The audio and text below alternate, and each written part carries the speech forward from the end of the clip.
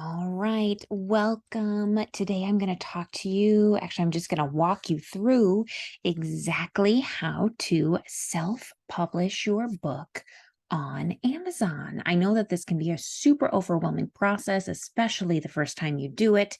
This is assuming that you already have your cover completed, you have already had your book formatted. If you need help with either of those things, a really great resource is Upwork, upwork.com.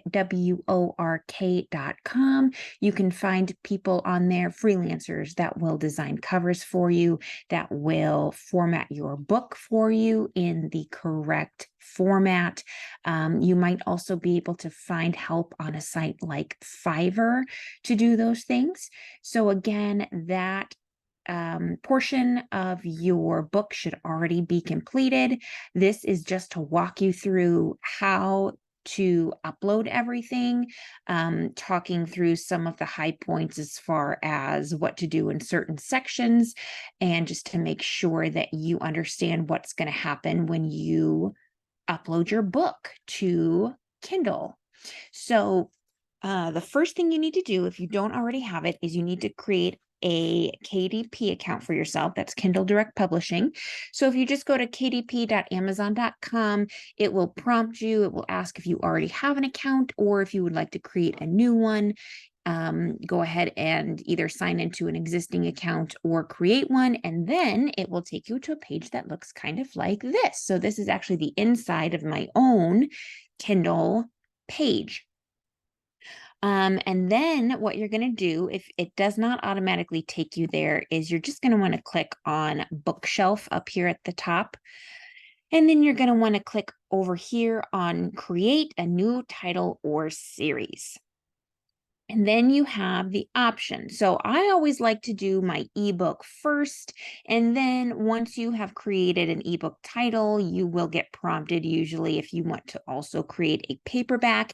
Keep in mind that the Kindle formatting and the paperback formatting are different. So if you are going to work with a formatter on your book, you're going to want to ask them to not only create an ebook file for you, you also need to ask them to create a paperback file for you. So today we're going to do create an ebook. So you just create that ebook button, choose your language. In my case, I'm going to leave it as English. I am an English speaker located in the United States. All right. And then here, we're just going to type in the book title.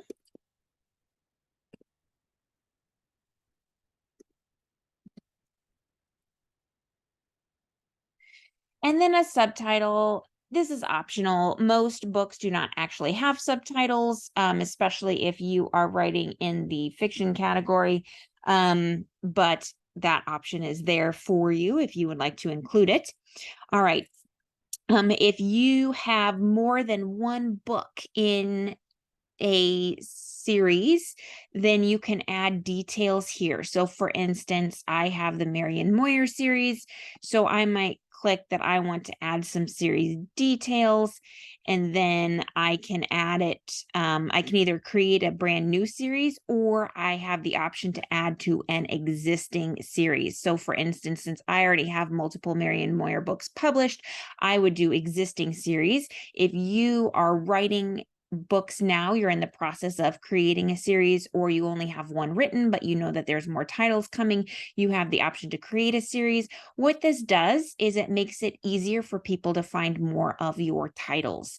And this is especially good for your marketing, for your advertising. You want it to be really simple for people to find to find your book, to find your different series. So making sure that you link them makes it easier, because then it comes up often in the suggestions or like more by this author type of thing. So it's just a really great way to essentially get more sales from people who might be checking out your book.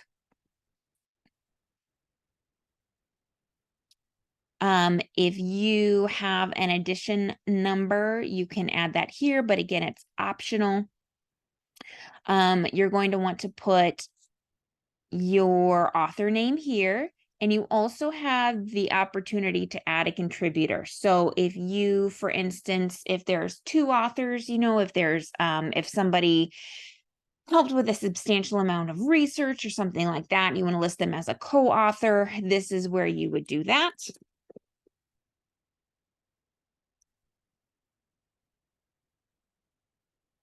These are your contributors down here, and you have a drop down, right? So you can add different people that helped with your book. So if it's an additional author, if it's somebody who just did the editing for you, whether it was a grammatical edit, if it was a developmental edit, you can add them. If somebody included a foreword for your book, you can include their name.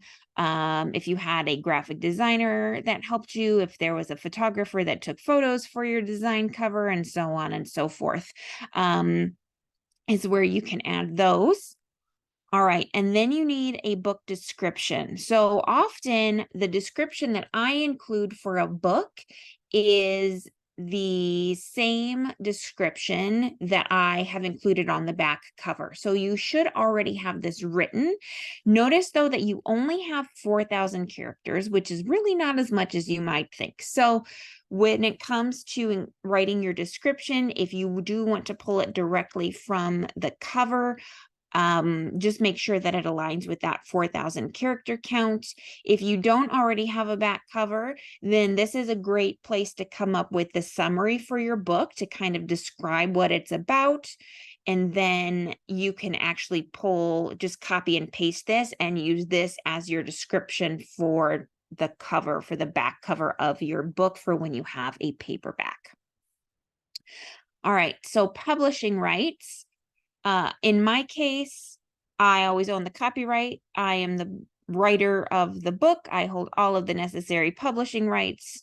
If you do not, however, you can get more information about what's a public domain work here. But in general, you likely own the copyright. So you would click on that. I own the copyright. All right, for your primary audience, this is going to ask you who is allowed to read your book. My Marion Moyer ones, actually really all of my books, because I've never written a children's book or a YA, are all 18 plus, but you have the option to select an age in here. So, if you're writing a children's book, you're probably going to want to go in here. If you're writing a YA, 12, 13, 14, 15, something like that. If you're writing something that maybe has any kind of scary or sexual content, anything like that, you're going to want to make yourself 18 plus, and then you can set a maximum age as well, but I usually just set that minimum age. All right, primary marketplace. So this is the primary place where you want your book sold. If you are in the United States, just stick with Amazon.com. All right. And then based on what you pick up here, sometimes it will come to there we go. It'll come to your categories. So what are categories? This talks to you, gives you a very high level of what a category is. That said, the more targeted, now they've changed these up recently, but the more targeted you get with your category, the better your chances of becoming a bestseller. So it's really important that you spend some time, you look through what all of your category options are, that you don't just necessarily choose the top level one, but that you actually go in and you try to figure out what the best category placement is for your particular book, because again, that's going to help you with when you're promoting your book. When you are in a very niche category, it is much easier to hit that number one spot than when you go more high level with just like a very general blanket biography, fiction, craft, anything like that. So you will have the option to choose. You're going to want to choose from a high level category to start, and then you're going to want to get a bit more into the weeds. And you can also do subcategories down here. So it would be, let's see, if I click back out here, what are categories? So this is the example, right? So this is that first one. So this would be that mystery. And then you saw that there are some subcategories. So then you can basically make it more and more targeted for placement. And that is what is going to help you get more views, especially when people are searching for books within those specific categories that you list. Keywords. Okay, so you should have keywords for your book. Keywords are words that people would type in order to try to find your book available for sale. So a lot of people go for the obvious keywords, mystery, book, or beach read, or things like that.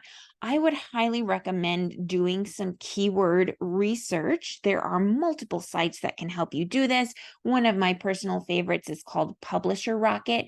You have to purchase it, but it is a way that you can search for keywords for your specific book. It tells you the likelihood of people searching for that category. It tells you what your competition score is. So if competition is high or if competition is very low for that particular keyword. And then you also want to keep in mind your keywords are not permanent. So whatever you come up with for this first round, just know that you can change it out. You are not forever stuck with your keywords. So if you put some keywords in, you publish, and you give it a couple of weeks and your book just isn't really going where you want it to go as far as sales are concerned, consider doing some more keyword research, switching out some of your keywords, finding new ones, and just play around with them a little bit. Again, this is not set in stone. And then you can make your book you can either release it immediately. It usually takes it says 72 hours. As long as they're not super busy though, my books tend to get published within about 12 hours. Sometimes though they're busy. I mean, I have gone 3-4 days before it's gone live before. So that's an option. The other thing that you can do is that you can just make your book available for pre-order. Now, the great thing about pre-order is if you are not in a big rush to release it, if you do some marketing leading up to your actual publish date, the sales that you get count toward that release date. So when it is in this pre-order mode, people can still order it, right? And it will be delivered to their Kindle on the day that your book is actually released, but you've had time to market it. And then when it actually is released, say you sell like 100 books on your pre-order, then it automatically counts as 100 sales on your first day. And then going back to that idea of categories, if you have chosen your categories well and you have really niched down, that then the more sales you get is how you reach number one in a specific category, is how you become a number one best-selling author. So if you are not in a hurry to release your book, then you might want to make it available for pre-order.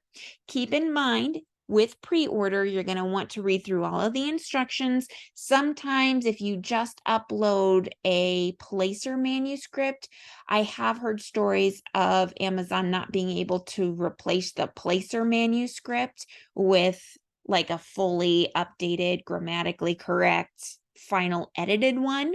And so then what ends up getting released to the people who have bought your pre-ordered book is just kind of that crummy placeholder text that you created. So I would not recommend doing that. I would recommend having a completely finished, polished copy of your book, and you're just not ready to release it yet. You want to do some marketing. You want to try to hit that number one spot. So that is the only manuscript that you would want to upload for the pre-order. Don't try to trick the system because you might make people mad. Just a thought. We'll see if this lets me continue without anything. Nope, sure doesn't. Okay. Let's just choose some categories real quick.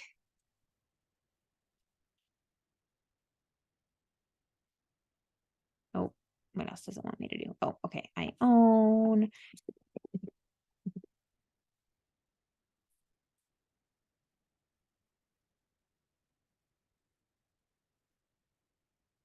All right, so here is where you're going to upload your manuscript. So again, if you have to have a specifically formatted manuscript for publishing, and it gives you some instructions right here. These are the file types that it accepts, but keep in mind, you can't just use a plain old docx file, docx file, that is not formatted, because it will essentially appear outside the bleed lines and then it will be cut off in the Kindle. So you have to make sure that it's formatted, even if you're just using what you think is a regular, Word file. It's not actually that. It needs to be a formatted Word file. And then you can upload the manuscript. And then you have the option, you can either create a cover in Amazon, right? You do have that option. I tend to have a designer that I just work with on all of my books that knows all of the requests as far as like bleed lines and sizing and all of that, to upload, and then she just sends me final files so I can upload it. But if you don't want to spend money on somebody, or if you don't want to create it yourself in Canva, which is another option, then you can launch the cover creator inside of Amazon and you can design a cover in here. So this is new. It's just with the rise of AI. It's just asking if you used any AI for your book itself. Don't try to trick the system. There have been recent court cases where it has been determined that anything generated by AI is considered public property. So my thought is it's not going to affect us, the general public, self-published authors, immediately.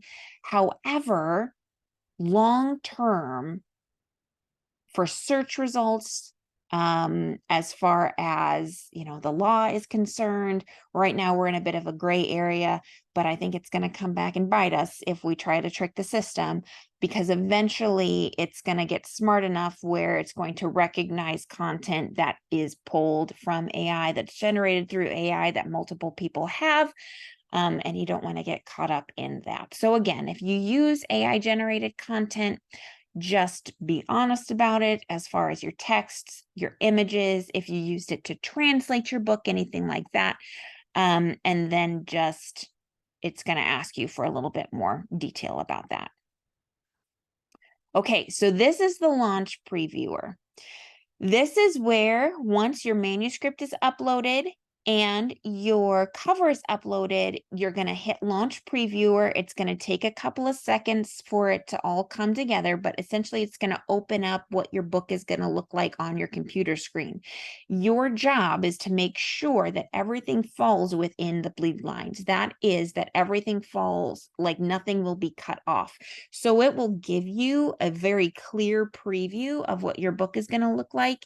If your title, if on your cover, the words on your cover fall outside those bleed lines, if once you're inside your book, if your sentences are too long, they're getting cut off, just know that that means that that is how it is going to appear on people's devices. So you want to fix that. You want to make sure that everything is within the bleed lines.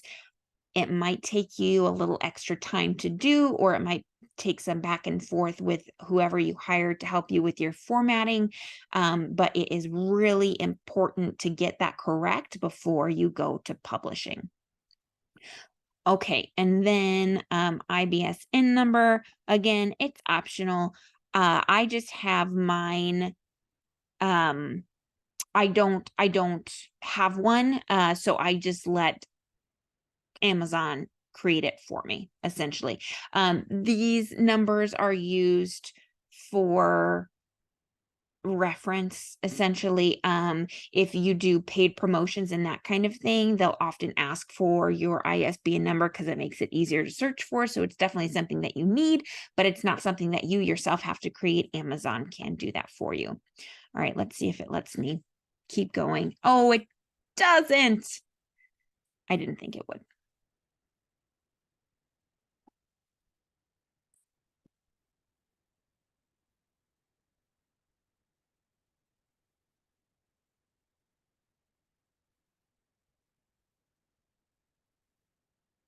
So this is not a real, this is just for the purposes of being able to continue.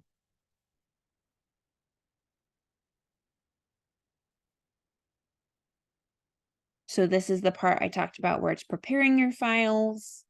It's going to take a few minutes for everything to populate.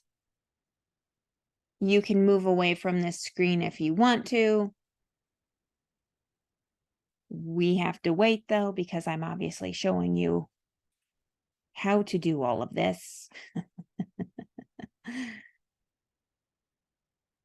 But this will be good because then I can open it up, hopefully, and show you what it looks like, because this is actually, I don't believe, the manuscript that I want to use for this, in which case I can show you how not to have your files look before you publish it.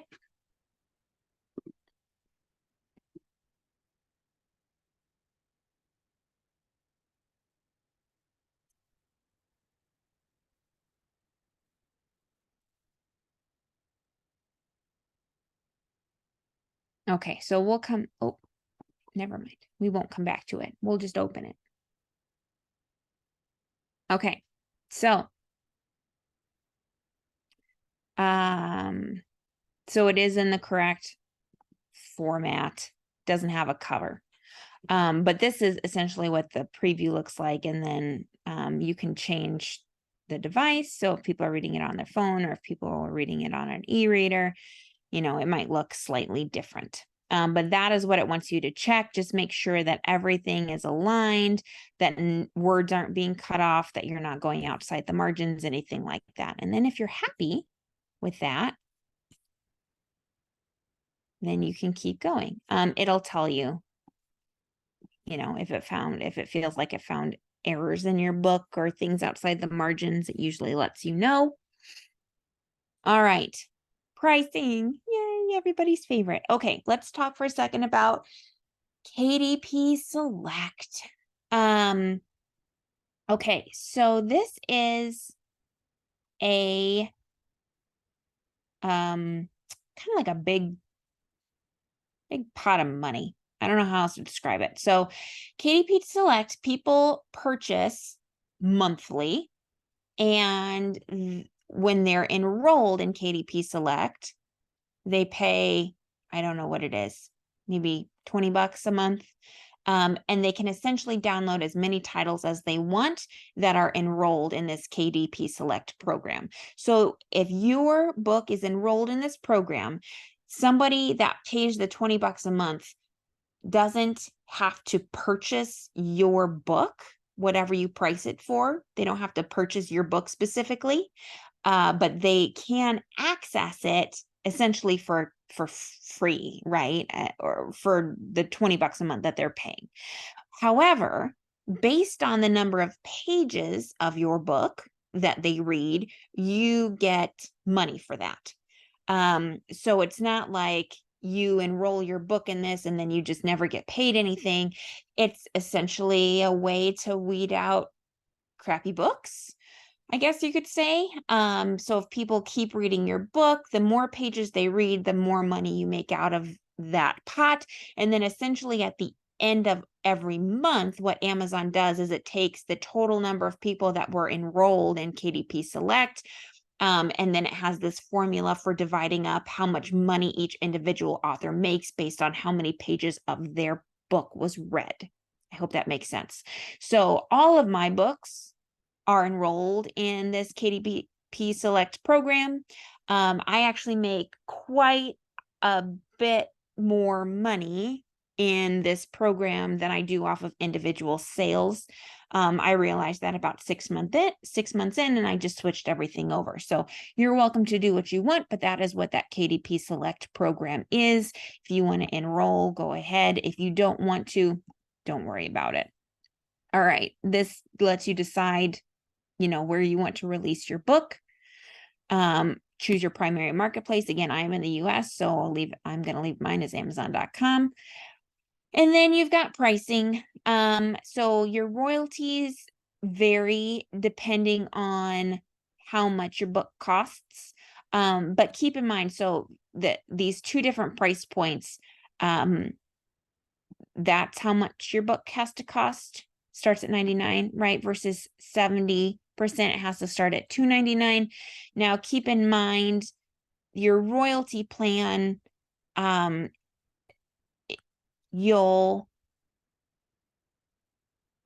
the most important part of this, I would say, is just to talk to your financial advisor regarding tax implications. Your royalties obviously depend if you want a 35% royalty plan or a 70% royalty plan. And then at the end of the year, your taxes will likely be higher or lower depending on which royalty plan you selected. So that's kind of just the biggest thing to keep in mind when you're choosing these.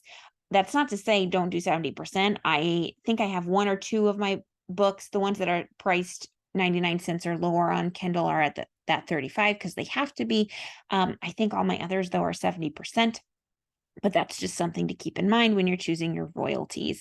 And then if you choose a pricing here, say I'm gonna price mine for $9.99. And again, this is Kindle, right? This isn't paperback. So a lot of my Kindles I make less expensive than the paperback, but then it just breaks it down for you what you would be making as a royalty for your various rates. So if it's only 35%, then if you're charging $9.99 for your book, then you get $3.50 of every book.